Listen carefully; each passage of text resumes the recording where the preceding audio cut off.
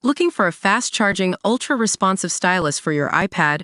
Meet the 2X Fast Charge Active Stylus Pen, designed for 2018 to 2025 Apple iPads. Take your creativity and productivity to the next level. Click the link in the video description to shop now on Amazon. In the world of football, few things are as crucial for a team's success as a strong squad and smart transfer strategy. But Manchester United's recent history has shown that even with a talented group of players, nothing seems to be going right. This season's Champions League exit stings not just because of the manner of the loss, but also because it was the only potential saving grace in a disastrous campaign. At first glance, it might seem counterintuitive, but let's dive deeper into what this means for United's transfer market strategy.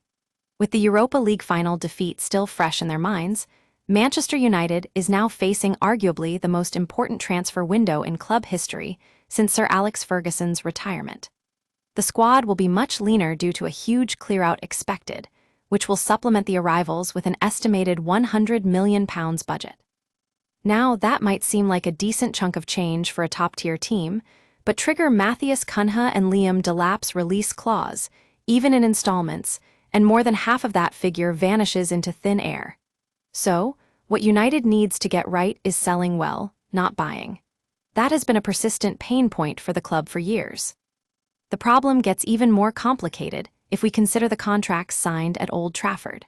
Pretty much every contract included a clause where a player's wage gets increased by a set percentage when the club is in the Champions League. It's only fair to share the revenue boost with the players who helped achieve it, but now that United have failed to qualify for 2 years in a row, their wages are down by 25%. For the highest earners like Casemiro and Marcus Rashford, this means they'll be approaching $300K a week, making them almost impossible to shift.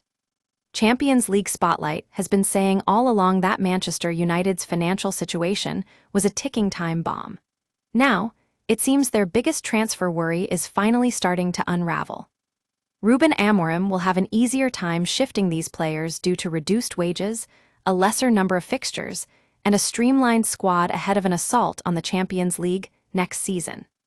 By the time that arrives, hopefully, the players who get the 25% raise will be deserving of it instead of albatrosses around the club's wage bill.